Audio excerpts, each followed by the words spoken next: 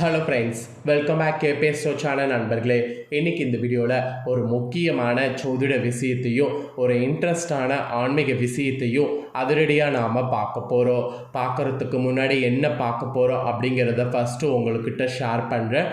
முதல்ல என்னங்கிறத தெரிஞ்சுக்குங்க. அதுக்கப்புறமேட்டு வாங்க ஃபுல்லாக இந்த வீடியோவில் தாள்களை பார்க்கலாம். ஆக்சுவலி மிக முக்கியமான நாள் தற்போது மே மாதத்தில் வர இருக்குது. மே மாதமே முடிய போதே அப்படின்னு நினைக்கும் போது மே மாதம் முடியக்கூடிய அந்த நாள் தான் முக்கியமான நாள் அப்படிங்கிறத இந்த இடத்துல சொல்கிறேன். மேவுடைய 31ஆம் நாள் கரெக்டாக அன்றைக்கி ஞாயிற்றுக்கிழமை. அதோடு அன்றைக்கி கரெக்டாக பார்த்திங்கன்னு வச்சுக்கோங்களேன், தமிழ் மாதம் 2வது மாதமான வைகாசியுடைய 17ஆம் நாள். இந்த நாள் அன்றைக்கி என்ன சிறப்பு அப்படின்னா, இந்த நாளில் முழு நிலவு வானத்தில் பிரகாசமாக தெரிய போகுது. இந்த முழு நிலவு பிரகாசமாக தெரியும் அப்படின்னு நான் சொல்லும் போதே நீங்கள் நிறைய பேர் கணிச்சிருப்பீங்க இந்த நாள் பௌர்ணமியான்ட்டு. ஆமாங்க, இந்த நாள் பௌர்ணமி தாங்க வரப்போகுது. வரக்கூடிய பௌர்ணமி சாதாரணமாக வரக்கூடிய பௌர்ணமி கிடையாது. வைகாசி மாதத்தில் வரக்கூடிய வைகாச பௌர்ணமி. இந்த பௌர்ணமி அன்னைக்கு சிறப்பாக பார்த்திங்கன்னு வச்சுக்கோங்களேன், நிறைய விஷயங்கள் இருக்குது. அதில் மெயினாக கிரகங்கள் ஒன்றோடு ஒன்று சேர்றது தான். கிரகங்கள் ஒன்றோடு ஒன்று சேர்றதுனால இந்த பௌர்ணமியில் பிரபஞ்சத்தில் பேராற்றல் நிறைந்து இருக்கும். அந்த பேராற்றல் நிறைந்திருக்கிறதுனால ஒவ்வொரு ராசிக்காரங்களுக்குமே தலையெழுத்து மாறும். அதில் மகரம் ராசியில் பிறந்த நேயர்களுக்கு இந்த பௌர்ணமியிலிருந்து என்ன மாதிரி தலையெழுத்து மாறும் அப்படிங்கிறத தான் இந்த வீடியோவில் சொல்ல போகிறேன். ஸோ இந்த பௌர்ணமியிலிருந்து உங்கள் ராசிக்கு என்ன தலையெழுத்து மாறும் அப்படிங்கிறத மகர ராசிக்காரங்க இந்த வீடியோவில் தெரிஞ்சுக்குங்க. இதற்கேற்ப நடந்து பயனும் பெறுங்க. ஸோ இதற்கேற்ப நீங்கள் நடந்து பயன் பெற்றீங்கன்னா கண்டிப்பாக பார்த்தீங்கன்னு வச்சுக்கோங்களேன், நிறைய உங்களால் சாதிக்க முடியும்.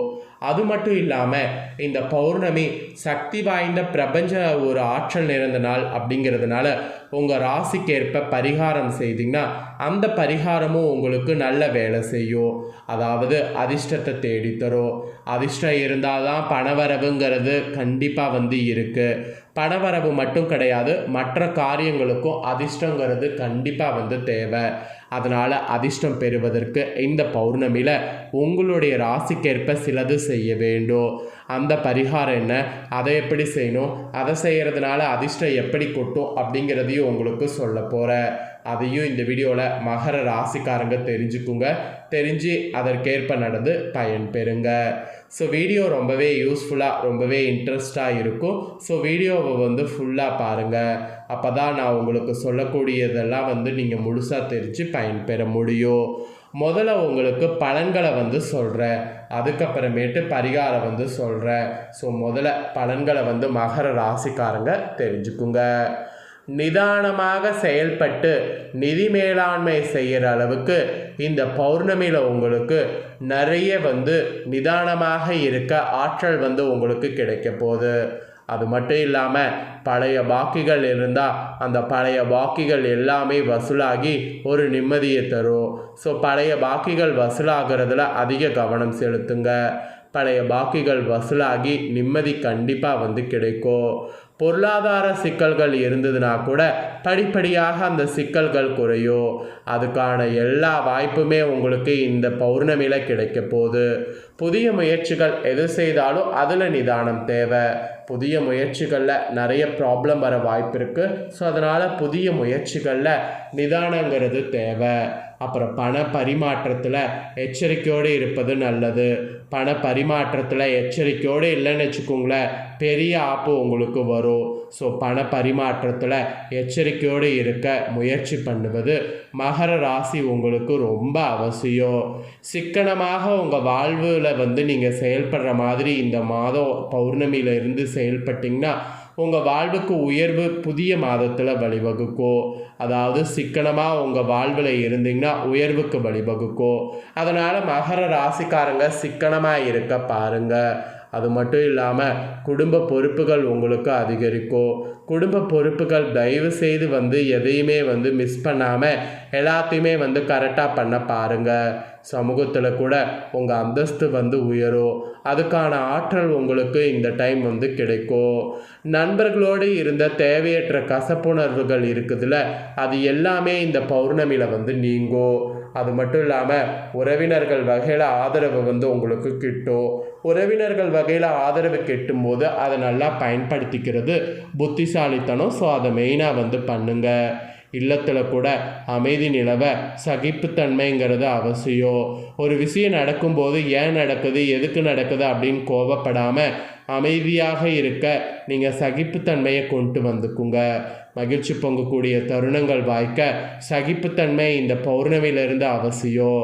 இந்த பௌர்ணமியிலிருந்து நிறைய நீங்கள் பொறுமையாக இருக்கணும் என்பது தான் இந்த இடத்துல உங்கள் ராசிக்கு சொல்ல வர. அதோடு நீங்கள் இரும்பு மற்றும் கடின உழைப்பு சார்ந்த தொழில் செய்பவர்களாக இருந்தீங்கன்னா அதில் லாபம் பெருகும். மற்ற தொழில் செய்துட்டு இருந்தீங்கன்னா அதிக அளவு லாபம் வந்து இந்த பௌர்ணமியிலேருந்து கிடையாது. வியாபாரத்தில் மந்த நிலை தான் இருக்கும். அதே இதில் இருக்கிறவங்களுக்கு வியாபாரத்தில் மந்த நிலை மாறி சுறுசுறுப்பு அடைய முடியும். பணியிடத்தில் கூட சக ஊழியர்களுடைய ஒத்துழைப்பு கிடைக்கும். புதிதாக வேலை வாய்ப்புகள் உங்கள் ராசிக்கு தேடி வரும். அந்த மாதிரி வரும்போது அதை பயன்படுத்தி கொள்வது நல்லது. உத்தியோகத்தில் கூட உங்கள் திறமைகளுக்கு உரிய அங்கீகாரம் கிடைக்கும். அங்கீகாரம் கிடைக்கிறதையே வந்து நல்லா யூஸ் பண்ணி முன்னேறுங்க.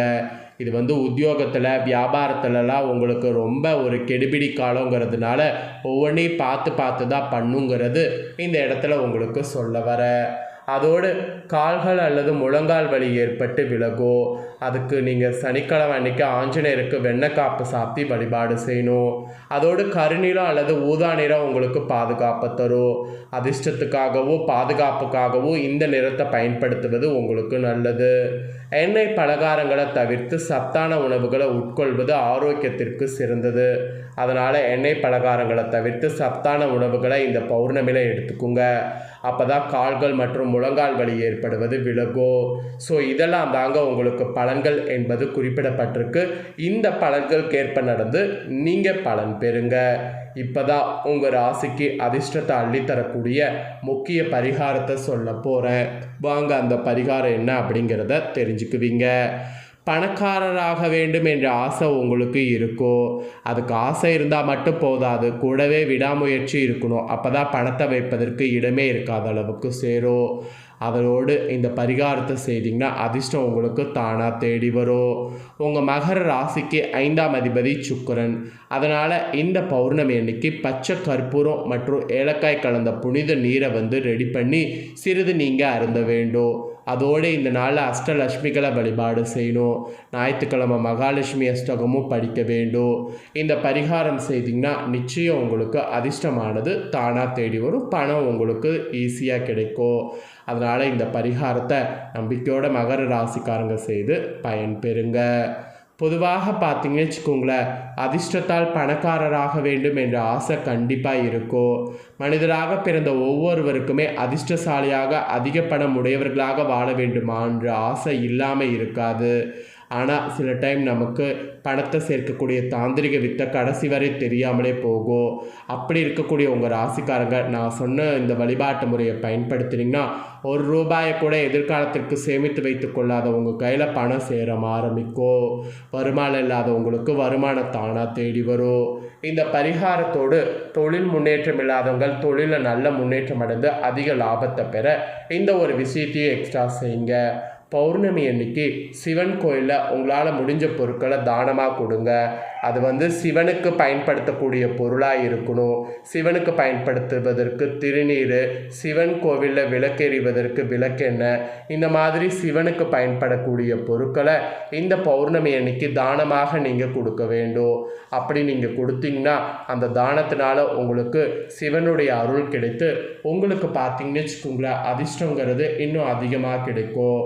அதனால் இந்த ஒரு பரிகாரத்தை பார்த்தீங்கன்னு வச்சுக்கோங்களேன் நம்பிக்கையோடு வந்து செய்திடுங்க. இந்த வீடியோவை இப்போ நீங்கள் பார்த்து முடிச்சிருந்தீங்கன்னா கண்டிப்பாக வந்து ஒரு ஐடியா கிடைச்சிருக்கும். இதை உங்கள் ஃப்ரெண்ட்ஸ் ஃபேமிலிக்கும் ஷேர் பண்ணுங்கள். உங்களை போல் அவங்களுக்கும் ஐடியா கிடைச்சி செயல்படட்டும். இதே போல் புதிய தகவல்களை தெரிந்து கொள்ள சேனலை சப்ஸ்கிரைப் பண்ணுங்கள். கூட பெல் பண்ண ப்ரெஸ் பண்ணுங்கள்.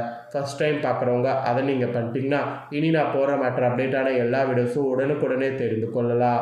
ஸோ மறக்காமல் பண்ணுங்கள். நெக்ஸ்ட்டு இதே போல் சுவாரஸ்யமாக வேறொரு வீடியோவில் வந்து உங்களை சந்திக்கிறேன். ஸோ சப்ஸ்கிரைப் பண்ணி பெல் பண்ண ப்ரெஸ் பண்ணுங்கள். நன்றி.